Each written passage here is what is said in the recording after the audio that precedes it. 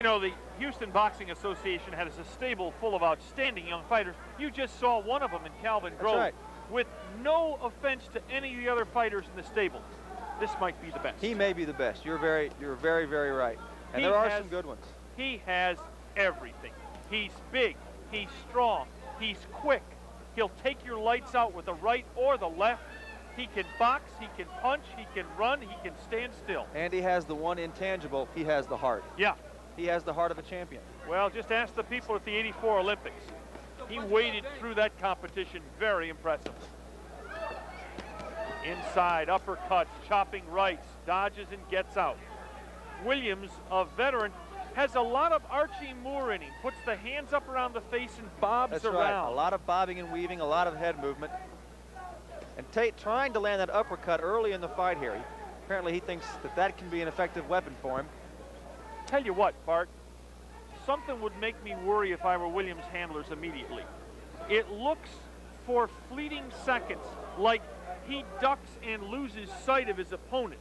His gloves cut off his vision. That's right. When he bobs and weaves like that, that can be dangerous. With a guy like Tate especially, that can be real dangerous. Because you may never see the punch that ends your evening. Yeah. Actually, he landed a pretty good right hand against Tate going as he backed him into the ropes there, but it didn't really hurt Frank. This guy's style is so unorthodox, though. It may take Tate a round or two just to figure it out. You're very well right. It could take him more than a round. I tell you, though, I watched Frank Tate fight Troy Darrell in July, and that was one of the most impressive performances I've seen from him, because Darrell is a quality fighter. He got in there and fought his fight, made Darrell fight his fight, and he won it, by gosh. Oh, an overhand right stung Williams a bit. Williams with a right that moved Tate a bit himself. Williams has some power. He's 14-7, half of those 14 wins coming by knockout. He's a big man.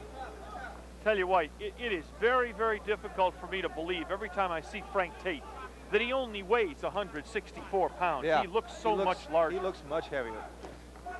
This is the kind of guy, though, who is only 23 and conceivably in a few years might be a light heavyweight. Yeah. Oh, and you can tell there's some steam. He's banging Williams around early. He already punches like a light heavy.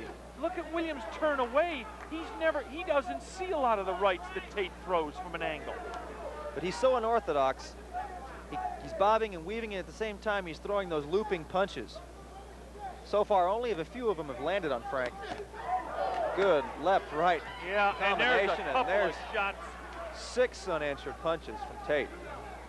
Tate's obviously, as they say at the ballparks during batting practice, finding the range. That's right. And punches from Tate. And it's tough for Williams to counter when he's in that crouching, covering position. He's not going to be much of a counter puncher in that posture. Boy, in case you missed the introduction of the fighters, Frank Tate not only is unbeaten, not only has the USBA middleweight title, he's got a I mean, that gold flecked robe is a beauty. That rivals the gold sequin red base of Tony Tucker robe that we saw here. That's right. You can always tell those guys, the ones that walk in with the cut-off bathrobe aren't real good fighters. Yeah, that they've stolen from a hotel somewhere. Yes. Yeah. Yeah, you see them come in with that towel over their heads, and you look on the edge, and it says Brook Hollow Marriott. That's right. Well, that first round was a good one as far as first rounds usually go. There was some good action in it. We give it to Tate, I think. I speak for both of us in that regard. A left deflected by Williams. Tate starting to bang away again. Body shots are really effective. When Williams goes up to the head with the glove, he exposes ribs on both sides. Yeah. Oh, and Tate with a turnaround uppercut that stung. We talked about Grove's uppercut. Tate has an excellent uppercut. That's a big weapon of his. Well, you're seeing fight wonderfully schooled at HBA. This is one of the finest boxing associations in the country. It's turned out all sorts of terrific fighters. Tony Tucker faces out of here. Choo-Choo Dixon. Choo-Choo Dixon. David Garvin. Caples and Haynes and Collins. And They just seem to, one after another, come flowing out of here. Canizales brothers, they are. It's just. Oh, there's a right. And young and impressive amateur Kelsey Banks trains out of this camp. A very impressive amateur, one of the best in the country. Maybe too good at this stage, quite honestly. Yeah. There may be not enough people to test Kelsey Banks in the country. That's right, you're exactly right. But right now, Frank Tate trying to take care of business. Has a championship fight set October 10th against IBF champion Michael Elijah, who is one tough cookie. That's going to be an excellent fight. Yeah. And we're assuming, of course, that Frank can get past this test here from Williams. Yeah, right now there's nothing in Williams' style that seems to be bothering Tate at all. He's measuring him, looking him for an opening. But you look forward to a Tate Elijah fight. That will be an excellent bout. Yeah, it certainly will. We're nearing the end of round 2. No major blows landed, but Tate pretty well in control. We're back with the 3rd round after this word from your local stations. Tate, Bart. Well, this really doesn't illustrate the tale of the fight so far. This is one big right hand, but I tell you what Tate has done better than anything is he's thrown 4, 5, even 6 punch combinations at Williams, and they're unanswered. Yep. Williams really hasn't landed any blow of significance in 2 rounds so far. By the way, when Williams came back to the corner after round 2 and took the mouthpiece out, there was blood on the mouthpiece. There was a lot of blood on the mouthpiece. Yeah, he's bleeding inside the mouth. There's no cut lip, and there's been no evidence of it outside, but he's bleeding inside the mouth. Look at Frank Tate go upstairs, downstairs, back upstairs. Circle his opponent. Williams is just, he keeps moving in, and there he lands a punch. That was a good right hand from Williams. Yeah, seemed to startle Tate almost. Williams went down low. Tate cocks the left and delivers it to the midsection, and he's working body, now head, now body, now body, now body, now head. Oh my, is Williams starting to take a beating in round 3. Frank is working those ribs over. You see a fighter who's being taken to the cleaners. Tate, a left backing away by Tate has stunned Williams. Tate was standing sideways when he threw that punch, and it was his best punch of the fight so far. Well, you tend to think he's relaxing, and what he does is plant the foot and come right back at you with a bomb. It looked like he was backing away from Williams, and suddenly he just hammered him with that left hand. Ooh, a left by Williams gets in and bounces off the temple of Frank Tate. But Tate, the one punch that's really doing it to Williams is Tate keeps chopping his left ribs. An uppercut to the body. What Frank does is, when he throws punches to the head, Williams covers his head, and then Frank loops those punches to the body because Williams, as you pointed out, can't see him coming. Yep.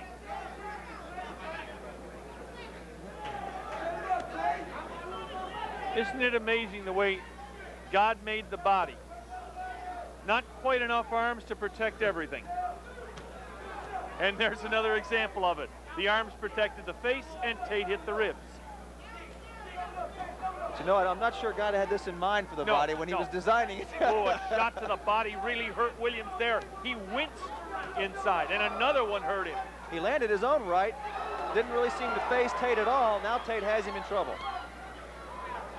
Remember now, the bell cannot save a knockdown fighter in the state of Texas in any round but the 10th. It looks like Williams will survive round 3 anyway. He's using it all. And that shot to the kidneys again as we go to round 4 at the Brook Hollow Marriott. White with the sparkling gold trim is unbeaten middleweight Frank Tate. In the ring with him, 14 wins, 7 losses, 7 of the wins by KO. 31-year-old veteran Arizona middleweight James Williams. I'll tell you what, when Williams fires that looping right hook, it's got some steam on it. Frank has been able to avoid it for the most part. Tate steps around and fires the left. That's one of Frank Tate's pet punches. One of his favorite moves. Step around and fire the low left. That's right. There it is. Watch this now. He likes to step in. No, he didn't do it that time. He definitely sees where he can use that right hook to the body, though, because he has really peppered those left ribs of Williams. Again, the maturity of Frank Tate, though, who's only 23 years old. But hey, when you fought in the Olympics, you take your time, you take care of business, and when the opening comes, you deliver the blow. That's right. And if it's not good enough, you wait for another opening, you deliver another one. And that's what he's doing here. He knows, I would think that Frank is confident that he is the superior fighter at this point. But as we saw Calvin Grove and even Warren Williams earlier in the evening get a little bit impatient, try to put the guy away, Frank's not doing that. He's taking care of business. He's using his jab, working all of his punches. And if the guy goes, he goes, and that's great. Right now, he just wants to win the fight any way he can. And I tell you what, he's getting some reinforcement, because a couple of times already after punches, Williams has stood there and winced. The punches hurt so much. That's right.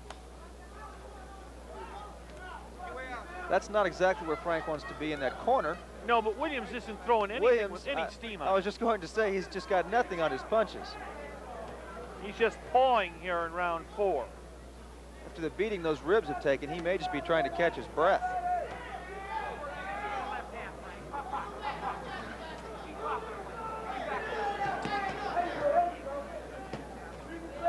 Tate seems to wait for the last minute to really punish Williams.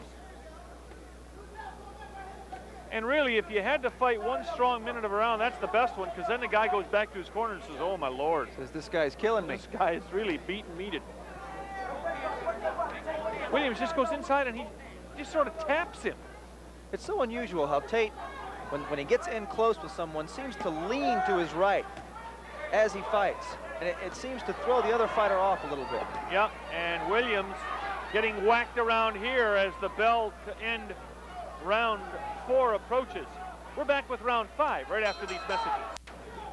Round 5 from the Marriott Brook Hollow Hotel in Houston, Texas. My name is Norm Hitzges, alongside analyzing the fight Bart Ennis. Unbeaten Frank Tate firmly in control of this fight against James Williams. Tate, the fighter with the white trunks and gold trim. Tate, the one with the trunks, or Williams, the one with the trunks that say bruiser, that really ought to say bruised. Yeah. He has been getting that, especially right above that belt line. Yep. Where you see those ribs. Tate has really been working them over.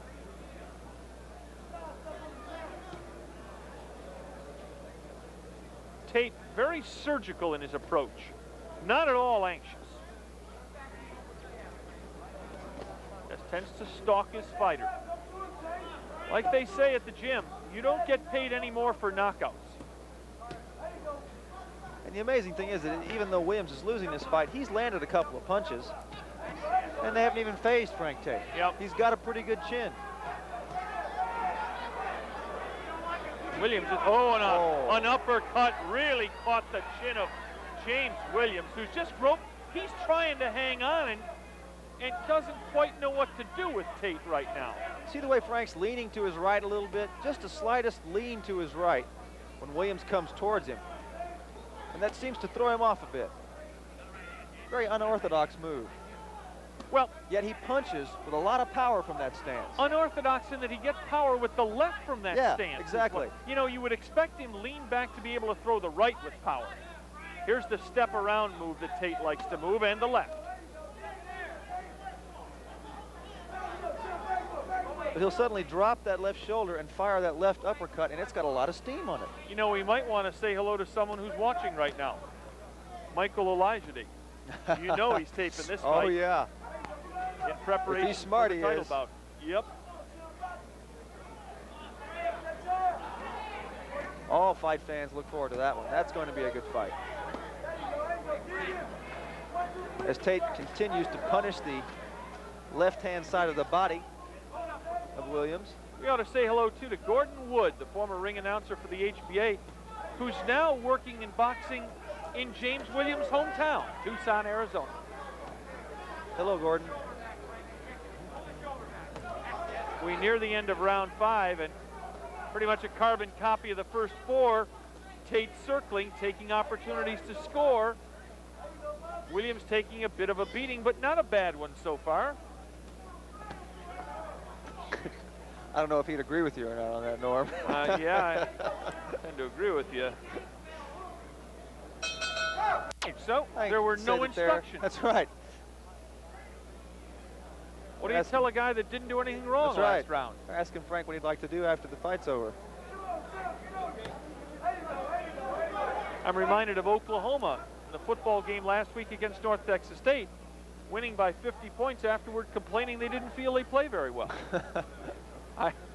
Only Oklahoma. I suggest they go to the other corner and ask that fella. That's right. They get a different opinion. Ooh, Tate reestablishing superiority. A chopping right misses by Bruiser Williams.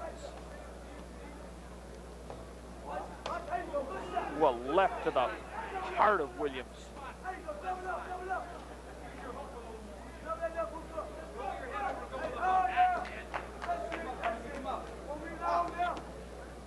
Tate really looks as if he's barely even broken a sweat. Well, I'll be honest with you, Tate almost looks bored the last round and a half. He does. That's dangerous. Shouldn't get bored. There's a championship fight on the horizon. There's work to be done. And he's back to work right now. Oh, he misses. And a left to the body. That one must have hurt. That left to the ribs. Got Bruiser's attention. And a right caught Williams fairly flush, and Tate, I think, realizes. He winced. That one hurt. Yeah, there's an uppercut that catches him. And a right to the ribs that must have been no fun. Boy, Tate just throws those looping punches with so much power on him. When the ribs of the Bruiser Williams are taking an awful beating, and Williams now just whacking around the ring, getting banged on. Tate really punches with the power of a light heavyweight. He really does. Well, he's almost got the size of a light heavyweight. Yeah. Body shots. There's one to the head. In between.